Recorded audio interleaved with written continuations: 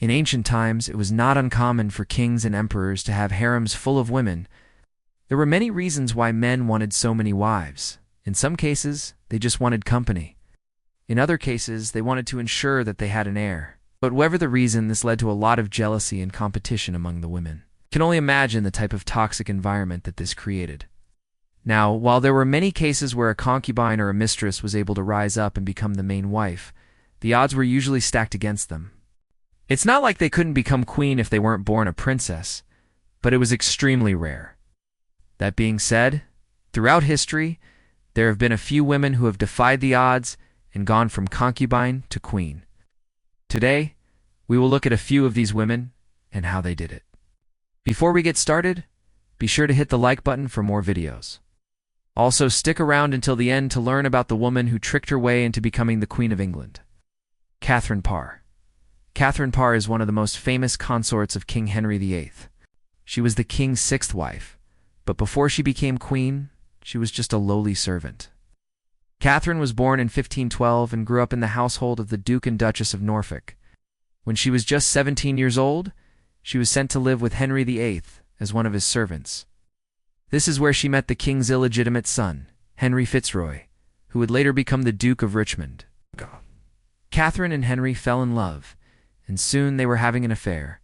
When Henry VIII found out about the relationship, he was furious. He ordered Catherine to be locked up in the Tower of London. However, after a few weeks, he forgave her and allowed her to return to court. This was likely because Catherine was able to use her position as one of Henry's servants to spy on the other women in the court and gather intelligence on them.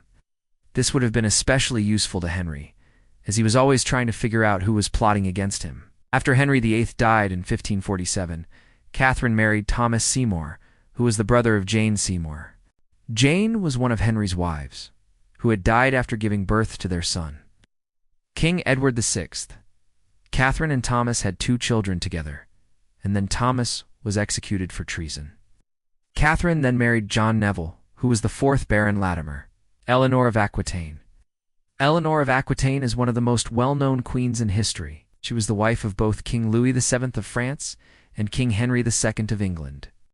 Eleanor was born in 1122 in the southwestern province of Aquitaine, which at the time was ruled by her father, William Vex, Duke of Aquitaine. When Eleanor was just 15 years old, she was arranged to marry King Louis VII of France. The marriage was unhappy from the start, and within a year, Louis had taken another wife. Eleanor then returned to Aquitaine and took control of the duchy, while her father was on crusade. In 1152, Eleanor met Henry, Duke of Normandy, who would later become King Henry II of England. The two were immediately smitten with each other, and they began planning a secret marriage. When William X found out about the relationship, he was furious. He had promised Eleanor's hand in marriage to his friend, King Louis. However, he eventually gave his blessing to the relationship, and Eleanor and Henry were married in July of 1152. The marriage was a happy one, and they had 6 children together. When Henry became King of England in 1154, Eleanor became queen. She played an active role in the government and was known for her intelligence and wit. However, in 1162, Henry became obsessed with acquiring the throne of Aquitaine, and he forced Eleanor to sign over the title. This caused a rift between the couple, and in 1164, Henry had Eleanor imprisoned in the Tower of London. She spent 15 months in prison before she was finally released. Eleanor then went to live in France, where she spent the rest of her days. Isabella of Angoulême was the wife of King John of England. She was born in 1170 and grew up in the court of her father, King Henry II of England. When Isabella was just 17 years old, she was betrothed to King John of England. The marriage was unpopular at first, but it eventually won over the public. John and Isabella had 8 children together, but the marriage was not a happy one. Isabella had several affairs and even had a son out of wedlock. When John found out about the affair, he threw Isabella in prison. After John's death in 1216, Isabella and her son Henry fled to France. They were eventually captured and brought back to England. Henry was crowned king, but he quickly became unpopular. This led to the First Barons' War, which was a civil war between Henry and his barons. Isabella and Henry were forced to flee once again, this time to Normandy. In 1220, Henry died, and Isabella returned to England. She lived out the remainder of her days in a castle. Margaret of Anjou. Margaret of Anjou was the wife of King Henry VI of England. She was born in 1409 and grew up in the court of her father, King Charles VI of France. When Margaret was just 14 years old, she was betrothed to Prince Henry, who would later become King Henry VI of England. The marriage was unpopular at first, but it eventually won over the public. Henry and Margaret had 3 children together, but the marriage was not a happy one. Margaret had several affairs and even gave birth to a child out of wedlock. When Henry found out about the affairs, he threw Margaret in prison. After Henry's death in 1471, Margaret fled to France. She lived out the remainder of her days in a monastery. Empress Matilda. Empress Matilda is one of the most powerful women in Chinese history. She was the wife of Kublai Khan, who was the founder of the Yuan dynasty. Matilda was born in 1237 and grew up in the court of her father, King Frederick II of Germany. When Matilda was just 16 years old, she was betrothed to Kublai Khan. The marriage was unpopular at first, but it eventually won over the public. Kublai and Matilda had 4 children together. When Kublai became emperor, Matilda became empress. She was known for her intelligence and wit, and she played an active role in the government. However, in 1292, Kublai died, and Matilda was forced to flee to Mongolia. She spent the rest of her days in a monastery. Cleopatra. Cleopatra is one of the most famous women in history.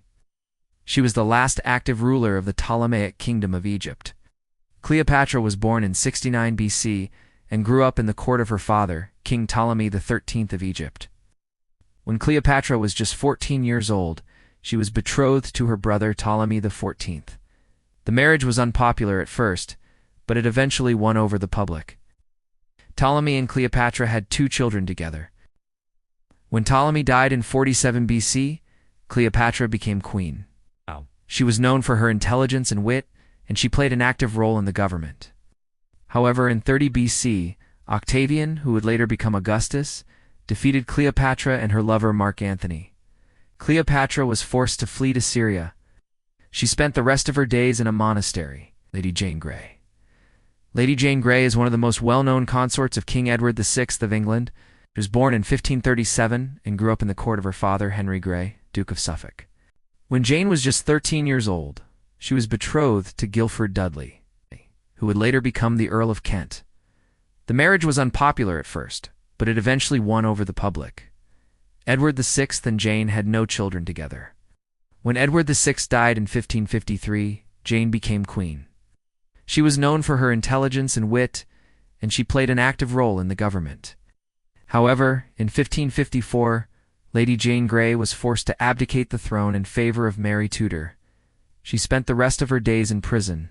Though the journey may be tough, being a concubine is actually a pretty good position to be in if you're replaying your cards right. Many concubines have gone on to become queens and have changed history forever. While it is hard to say what the future holds, if you are a concubine in the modern day, you should keep your head up. With enough work, you can climb your way up to the top. Who do you think has the best chance of going from concubine to queen in our modern age? Let us know your thoughts. Be sure to hit the like button for more videos. With that, thanks for watching. We'll see you next time.